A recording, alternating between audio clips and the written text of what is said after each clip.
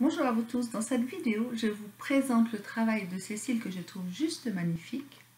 Un travail sur les chakras dans un ensemble d'audio et de vidéos qu'elle a appelé le pack Chakra Luminal. Je m'appelle Brigitte Friand et j'accompagne les femmes dans la deuxième partie de leur vie à être sereines, rayonnantes et épanouies. Et ce travail sur le chakra le permet lui aussi. Dans cette vidéo, nous avons eu des petits soucis techniques de micro sur mes questions, donc le son est un peu haché, avec un petit bruit. Donc je m'en excuse d'avance. Les rendez-vous de Brigitte, des interviews pour vous écouter. Bonjour à vous tous et aujourd'hui je suis ravie de vous présenter Cécile Lume dont j'adore le travail. Bonjour Cécile. Bonjour Brigitte. Alors, est-ce que tu peux te présenter? Oui, je m'appelle Cécile, je suis paysagiste de formation, plasticienne et j'ai réalisé un blog suite à des événements de ma vie un peu difficiles où j'ai eu envie de partager mon expérience on va dire de la confiance en la vie, quelque chose comme ça. Voilà. Dis donc, super. Et ton actualité aujourd'hui, c'est le pack Chakra Luminal. Alors, Ouais. tu peux en dire deux mots? Oui, alors le pack Chakra Luminal, en fait, c'est un travail que j'ai réalisé pendant 1 an, suite à la découverte d'un documentaire qui s'appelle Monde intérieur, monde extérieur, et dans lequel je comprenais que lorsqu'on faisait travailler les 2 hémisphères du cerveau, en fait, on ouvrait un canal qui était le canal de la Kundalini, qui est un sujet que j'apprécie beaucoup, c'était l'énergie spirituelle.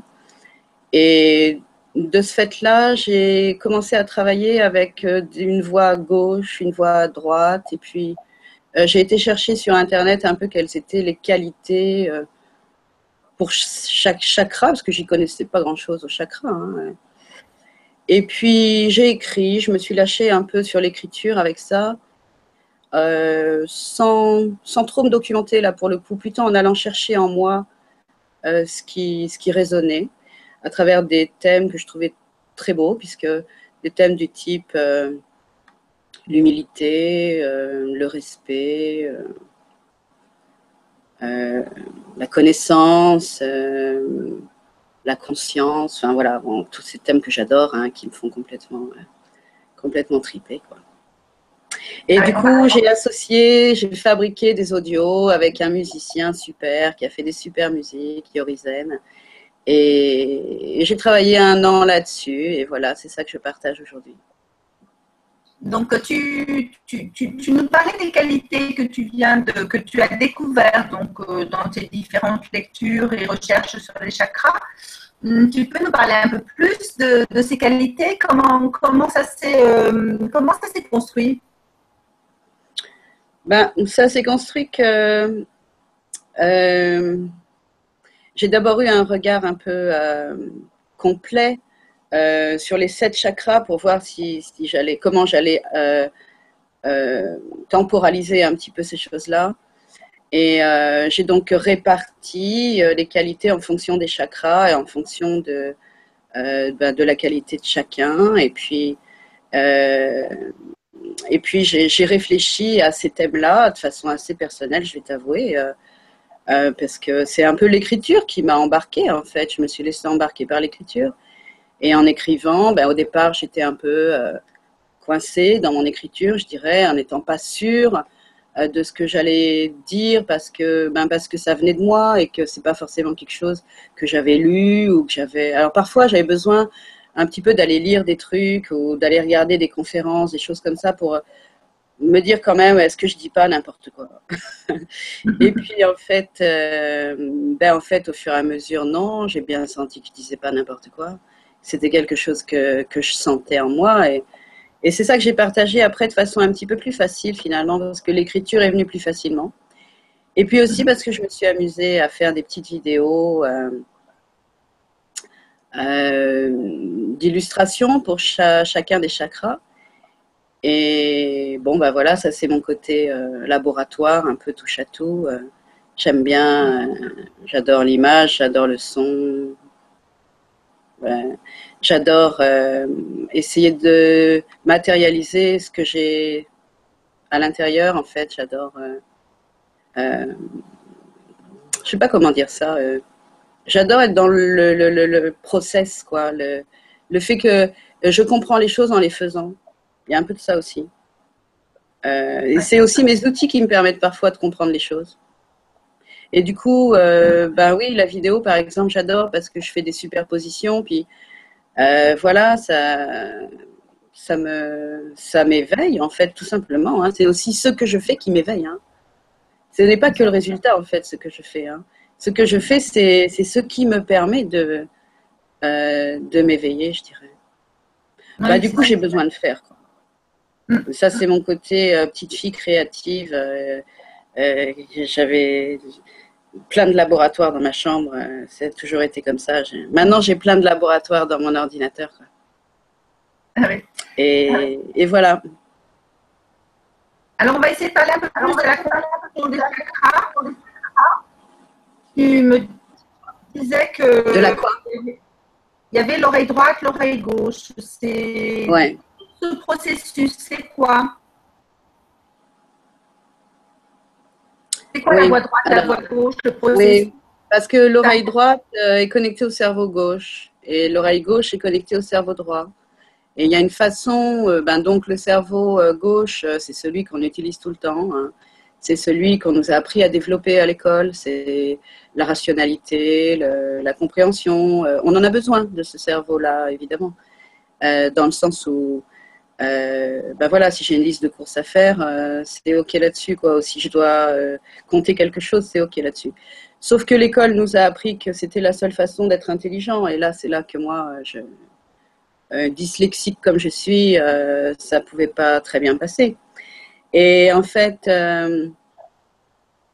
oui, il y a ce côté dyslexique que j'ai aussi, hein, puisque c'était n'importe quoi, moi, ma façon d'écrire quand j'étais enfant. Hein. Je mettais pas la ponctuation, je coupais pas les mots là où il fallait. Hein.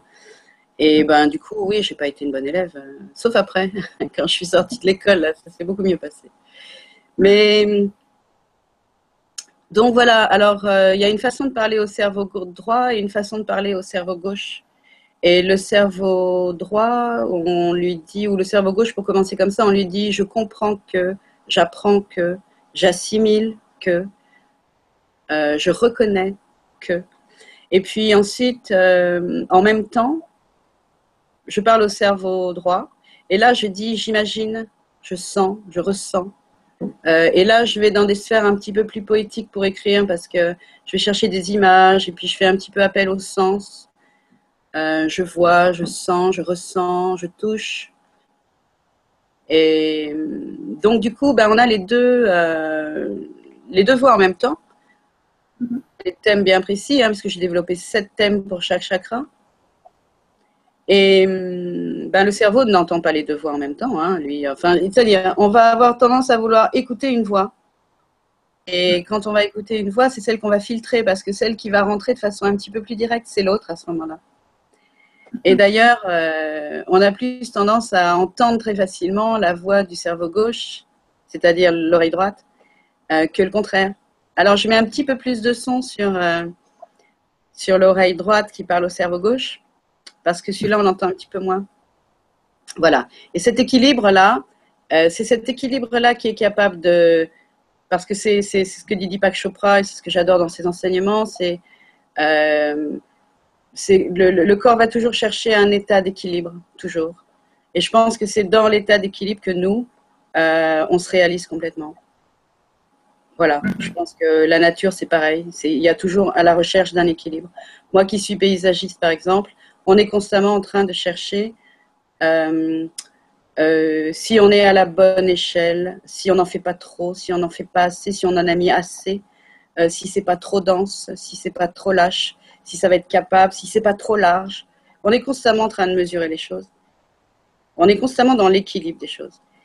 Et c'est ce que je retrouve aussi par rapport à la spiritualité. Moi, je pense qu'on cherche un état d'équilibre. Et ben voilà, c'est un petit peu ce travail-là que j'ai fait aussi avec ces deux voix.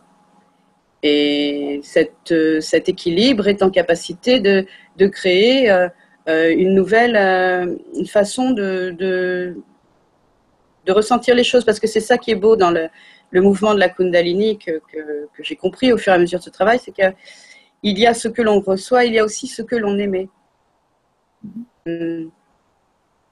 Ce passage se fait un petit peu ici, là, au niveau de la gorge, par exemple. Hein. C'est un peu Vishuddhi, c'est un peu ce qui se passe, quoi. Et tout d'un coup, on fait vibrer ce qu'on a à l'intérieur par la voix.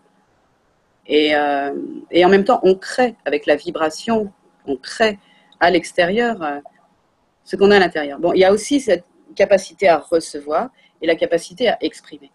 Et moi, c'est quelque chose qui me va bien parce que quand j'étais en art plastique, je souffrais un petit peu de, comment dire, de la page blanche, ou du côté tableau blanc, quoi, où il fallait exprimer quelque chose sans support.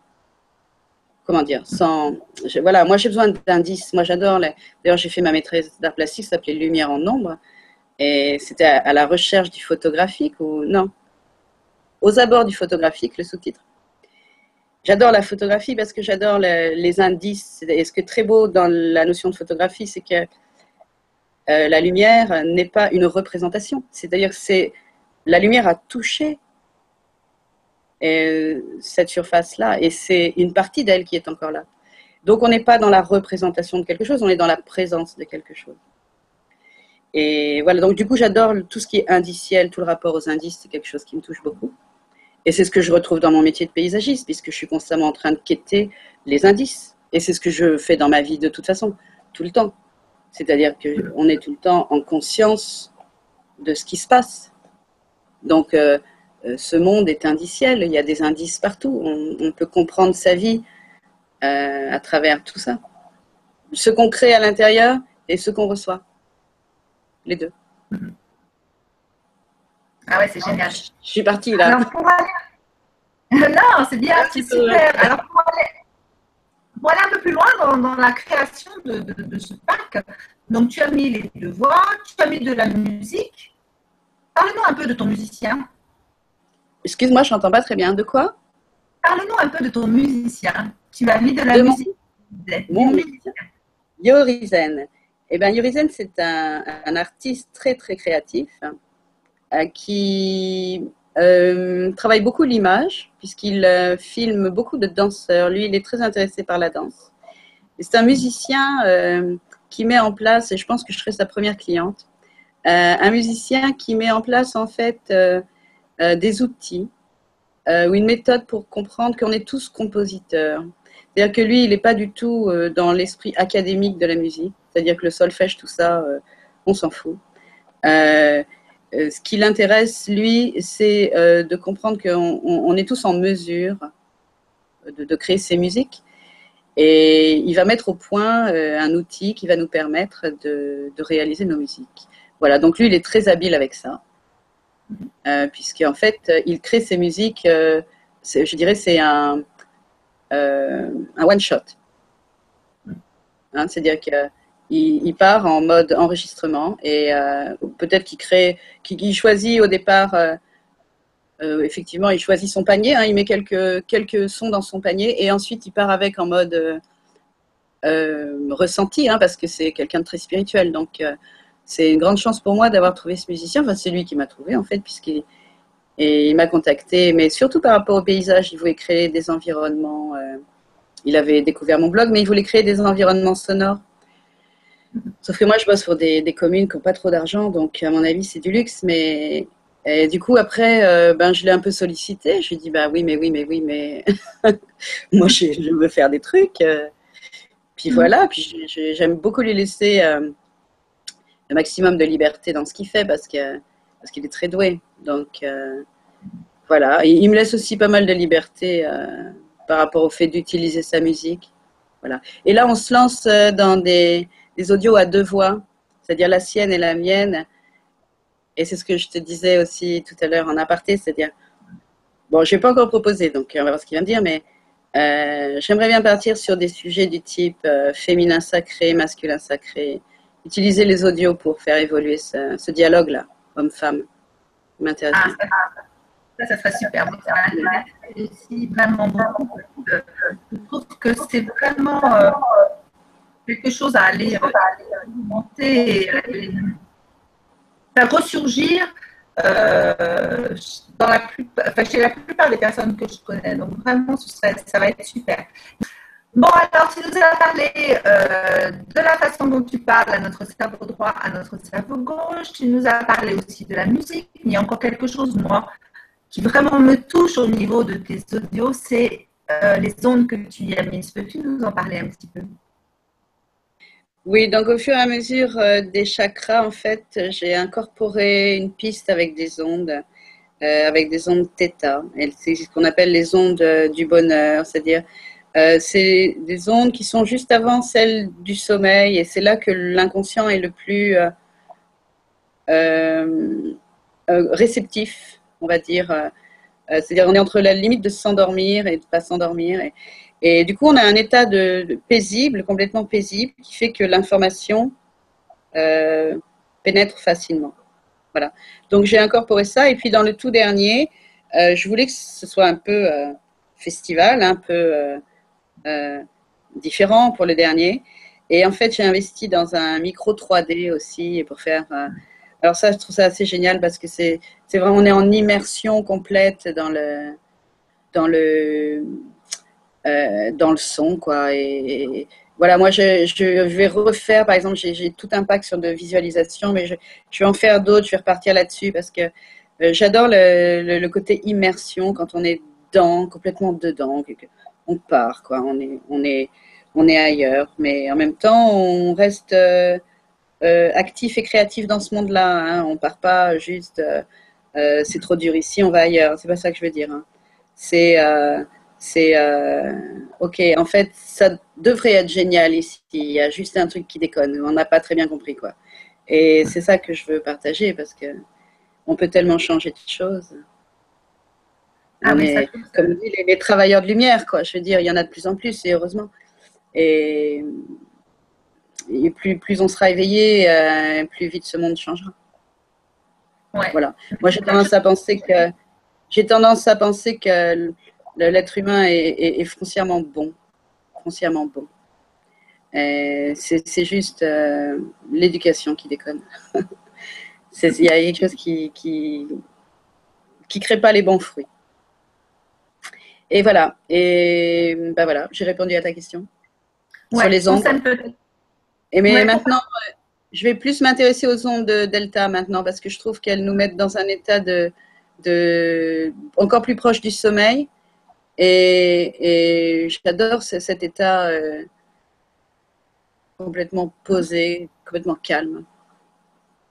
oui, d'ailleurs, tu as fait un audio sur le sommeil que j'ai trouvé juste magnifique. Alors évidemment, je vous partage, je ne vous le cache pas, le travail de Cécile parce que franchement, je l'adore et que c'est quelqu'un que je suis et que le pack des chakras, ça a révélé quelque chose en moi. Donc vraiment, ça me semble important de le partager au plus grand nombre. Et tu me disais une réflexion sur laquelle je voudrais bien revenir avec toi, Cécile, c'est que on récolte pas les bons fruits, mais a-t-on vraiment semé les bonnes graines, tu crois? On ne nous a pas appris à semer les bonnes graines. Maintenant, ce qui est assez génial, c'est que on peut en planter aujourd'hui. Et on les récoltera dans pas si longtemps que ça. Mais ben alors là, je me retourne beaucoup vers Bruno Lallemand. J'aime beaucoup le travail de Bruno Lallemand. Je suis beaucoup. Et bon, ben c'est ça qu'il dit. Il dit la graine ne suffit pas, tu sais. Il faut le terreau, il faut la lumière, il faut l'eau. C'est-à-dire c'est une combinaison de choses. C'est souvent d'ailleurs ce qui nous coince. C'est qu'on va avoir 3 des 4 éléments. Il en manque un quatrième. Donc il faut créer l'environnement, il y a des ressources en soi, il y a des ressources à l'extérieur, et puis effectivement, il y a l'intention. Et l'intention, c'est la puissance de l'intention, c'est là qu'on est complètement créateur de ce qu'on fait. On émet des intentions et on laisse la vie organiser, ça c'est du Deepak Chopra complètement, on laisse la vie organiser les choses, il n'y a pas meilleure organisatrice que la vie. Et ça demande une grande confiance. D'ailleurs, je pensais que tu allais me poser des questions sur la confiance en soi. Et j'avais prévu un peu ma réponse là sur ce coup-là, parce que j'avais non, dit, je me suis dit, ce sera dans une prochaine vidéo, mais on peut en parler tout de suite. Alors, ouais, juste 2 minutes. La vraie, bon, déjà la confiance en soi, elle passe par le fait de passer à l'action, c'est-à-dire c'est la seule façon d'avoir confiance en soi, c'est de passer à l'action. Mais ce que je veux surtout dire, c'est que dans la confiance en soi, en fait, ce qu'il y a en arrière-plan et qui est absolument génial, c'est la confiance en la vie, avant tout. Tu vois, c'est la vraie confiance, c'est celle-là. c'est vrai. Voilà. C'est une petite note comme ça. C'est peut-être le terreau, Ouais. ça, Ouais. de la graine. Mais je t'interrogerai, je te ferai une interview sur la confiance en soi, ça y a pas de souci à faire. Par contre, moi, aujourd'hui, ce dont je voudrais parler, c'est l'intuition. Parce qu'il me semble que quelque part, tu suis ton intuition, non? Par rapport au chakra, mais même par rapport à d'autres choses que tu fais. Parle-moi de ton intuition et comment tu fais, toi, pour la développer et pour la suivre. Ben, moi, j'ai pas de don, comment dire, je suis pas connectée à des guides particulièrement, etc. Je n'entends pas de voix, je ne vois pas de choses. Par contre, je sens, je sens les choses. Et, j'apprends à faire confiance à ça. Mon intuition, en fait, elle est guidée par quelque chose de très simple, hein, qui est j'aime pas. Ça me plaît pas. Mon intuition fonctionne comme ça, c'est-à-dire que tout ce qui correspond à quelque chose qui nourrit mon âme, c'est OK. Voilà. Après, il faut aller dans l'expérience. Alors, Et hein, le Pach chakra, est-ce que ça nourrit ton âme? oui, beaucoup. Ça. Pourtant, les chakras au départ, ça m'intéressait pas trop. Hein. Les chakras avant, j'étais pas bon. Gens qui me parlaient de chakras, ouais, ok. J'étais pas très intéressée par le sujet. Et au fur et à mesure que je l'ai fait, bah, j'ai compris que chakra, ok, c'est un mot, mais je veux dire, derrière ça, il y a l'énergie vitale, puis surtout derrière ça, il y a la Kundalini, essentiellement, c'est-à-dire l'énergie spirituelle. Et là c'est juste, comment dire, illimité, quoi. C'est du bonheur à l'état pur, en fait. Hein. C'est là où on peut aller chercher le bonheur, essentiellement. Ouais. Pour moi, c'est ça. Alors, qu'est-ce que tu pourrais dire aux personnes qui, aujourd'hui, en regardant notre vidéo, ne sauraient pas ce qu'est la Kundalini? Pourquoi c'est important? Ouais. D'accord. La Kundalini, c'est une énergie que tout le monde a. C'est une énergie de vie. C'est une énergie qui a un mouvement ascendant et descendant, c'est-à-dire que c'est la communication dont je parlais entre l'intérieur et l'extérieur. La Kundalini, c'est une énergie donc, qui va ouvrir les chakras les uns après les autres et qui va y revenir. Hein. C'est pas parce qu'une fois que c'est ouvert que tout part au-dessus. Hein. On n'arrête pas de descendre et de monter. D'ailleurs, le dernier chakra est complètement connecté au premier chakra. Hein. C'est-à-dire qu'on ne peut pas ouvrir le dernier chakra sans être extrêmement connecté au premier chakra. Et la Kundalini, c'est ça, c'est un mouvement. C'est le mouvement de la vie et c'est alors c'est un mot, bon, c'est un peu pompeux comme mot, mais moi je travaillais quand j'étais en maîtrise d'art plastique, je travaillais sur la phénoménologie. C'est-à-dire c'est des choses en train de se faire. C'est ça qui est assez génial. Et la Kundalini, ça me fait penser à ça. C'est-à-dire que c'est une énergie qui est toujours en train de se transformer. Il n'y a jamais rien d'acquis ou rien qui soit définitif. Et on est toujours en transformation. Et la Kundalini, c'est ça, c'est une énergie qui est en nous et hors nous et qui est en dialogue. Et il faut la laisser, il faut limiter les obstacles pour qu'elle puisse vivre, hein, tout simplement vivre. Parce que je pense que la vie s'exprime en nous et ça me rappelle alors une phrase de Guy Corneau que je trouve très belle qui dit c'est la vie que l'on a en soi, c'est le respect de cette vie qui nous porte et que l'on porte. Et la Kundalini, c'est ça pour moi, c'est l'amour, voilà. Ah oui, bah, dis donc, c'est super. Et moi, ce que j'adore dans cette interview, c'est que tu montres bien comment tout se lie en fait, que tu as tout rassemblé en un, d'une expérience, tu en arrives à une autre, etc., etc., et que le lien que tu fais, il est juste simplement génial. Et c'est pour ça que j'adore ce ouais. C'est un grand tissu, tout ça, ouais, ça me fait penser à l'espace, tu vois, ça me fait penser, voilà, ouais, tout fonctionne. Ouais. Du coup, ben oui, on peut qu'ouvrir des portes, voilà. Waouh, ça c'est beau ça. Il n'y a que des portes à ouvrir. Ouais. Alors, c'est trop génial. Donc Cécile, pour terminer, est-ce que tu peux nous dire où est-ce qu'on peut te retrouver, donner le nom de ton blog et donner aussi le nom de ta page Facebook? Oui, ben, mon blog s'appelle Lumière en ombre, ce qui est très difficile à prononcer. Et Olivier Lambert dit comme ça, prononcez-le dans un bar, vous savez si vous avez un bon nom de blog. Donc, moi, je n'ai pas du tout un bon nom de blog. C'est Lumière en ombre au pluriel. Lumière au pluriel en nombre, en N-O-M-B-R-E, en quantité, c'est-à-dire nous sommes tous des lumières. Et la page Facebook, c'est pareil, Lumière en ombre. Voilà, on me retrouve là. Et bien, de toute façon, moi, je vais mettre à la fin de cette vidéo des petits, des adresses de ton site et de ta page pour qu'on puisse te retrouver facilement. En tout cas, je te remercie de ce super moment qu'on a ensemble. C'est moi qui te remercie, Brigitte. Non, c'est avec grand plaisir. Voilà. Et franchement, le travail de Cécile, je vous le recommande parce que je l'ai fait et je trouve magnifique la façon dont elle aborde les chakras. C'est complètement à notre portée. Il ne suffit pas d'être japonais ou oriental pour s'intéresser aux chakras. Elle les met à la disposition de tous. Et ça, je trouve son travail vraiment magnifique. Merci beaucoup. Je te remercie. Merci à vous d'avoir écouté. Et puis, à bientôt pour une nouvelle interview. Au revoir.